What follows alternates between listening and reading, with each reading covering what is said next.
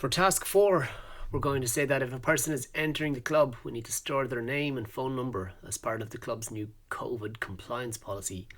And we're going to use a list. It's our hint for this, okay? So it's really just to get an example of how we can use lists, okay? So what I do is I'm going to keep my example, I'm just going to say clean. I'm going to keep it more straightforward, okay? So I'm going to take a loan of what we have from task 1 and 2 and create a new, so PyCharm file, new Python file, and I'm going to call it task 4.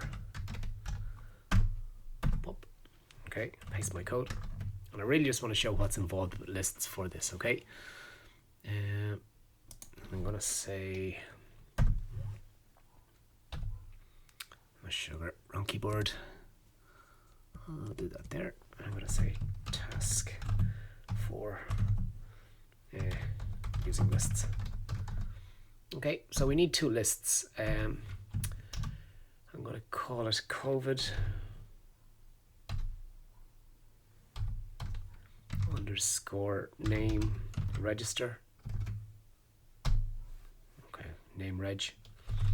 And I set it as a blank list, and I'm going to call it a COVID sugar COVID COVID underscore phone underscore register. I'll set that to a blank list. Now, if anyone's watching this and they're jumping around saying there's so many different ways of doing this that would be so much better, there is, but we're just doing this as the basic intro to storing information in a list, okay? We will start looking at storing lists within lists or objects within lists and using classes and objects correctly, so on and so forth, okay? That's absolutely fine. That's a down the line problem for us now. This is only week 2.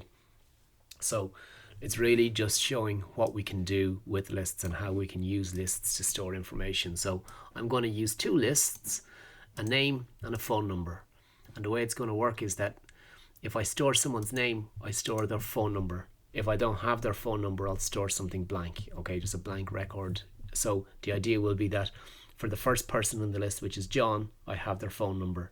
So if I can access someone that's in position 0, which is John, in the next list, if I access what's in position 0, I have their phone number. So both linear data structures match up a little bit, okay?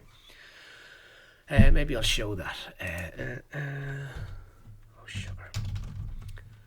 Diana, Prince, and Diana's phone number is 1 2 3 4 5 6. We get it, okay? And then I'm gonna get Bruce Wayne. Bruce's phone number is 4 5 6 7 8 9. Okay, so Bruce is in position 1 on the list, and his phone number is in position 1 of the phone reg list.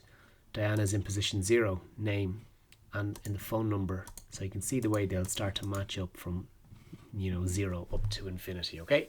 So we're just basically saying that if someone enters the nightclub, we want their details, okay? So if we're going to say someone's greater than 17, they're coming into the nightclub, welcome to the Roxbury, print, sugar,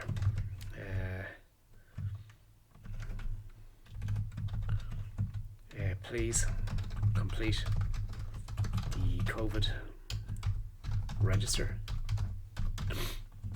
Okay, so I'm going to say name, get their name from them. Name is equals to input. Well, maybe we'll just do the name first. Name. Okay, super. Please enter your name. So I'm asking them to enter their name, and I'm going to store it into a variable named name. So I get their information. Please with a small l. Cool. So task 4, haven't run it yet. Right click, run task 4. So see the list there, it has task 3. When I run it now, it has task 4. Okay. So please enter your age. I'm going to put in 21. So you are 21, you look young. Welcome to the Roxbury. Please complete the COVID register. Please enter your name. John. Okay, program finishes. So I have that stored here in a variable called name. Okay, brilliant. But I want to add this name to the list, which is my COVID name register or reg. Okay, so type down the name of the list, COVID name reg. Okay, so that's a list. The list has functions that we can use to perform specific tasks. I want to add something to this list. So I want to use the append function.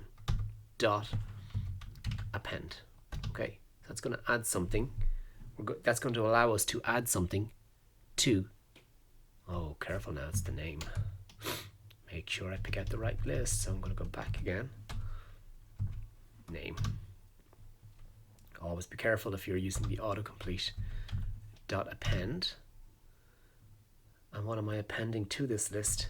Whatever is stored in name. Okay, super.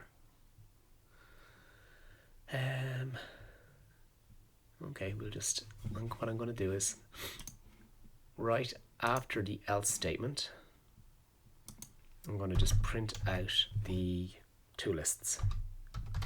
Print COVID name list, and I'm going to print COVID phone list. Okay, I just want to see what's going on. So let's run through what we've just done.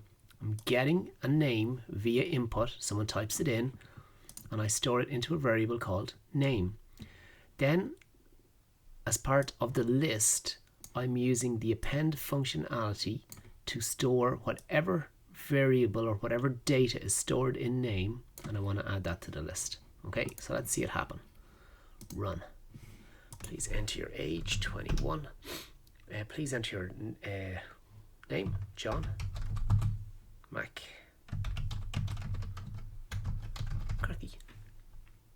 Enter. Cool. So you can see here I have Diana Prince, Bruce Wayne, and there's our new data, which is John McCarthy. Okay, cool. So we can pretty much follow the same procedure to get the phone number in. Okay, so I'm just going to say phone is equals to input of please, oh sugar, P-L-E-A-S-E, please enter your phone num. Okay, I'm just gonna jump this a bit, and then I'm going to say COVID phone list, COVID phone reg dot append, and I'm going to add whatever data is stored in the phone variable. Okay, cool. So it's pretty much nearly a duplicate of name, except that I'm doing it for phone. So I run. Enter your age, 21. Enter your name.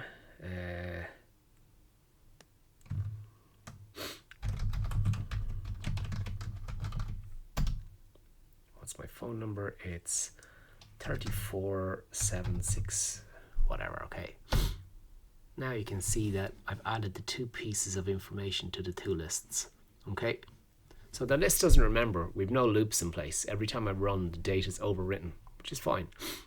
What we're adding is absolutely correct. So we're just showing that we can store information in our lists. Okay, so that's a kind of, it's just a key concept to show, you know, this is what we can do. So we can use append to add something to our list.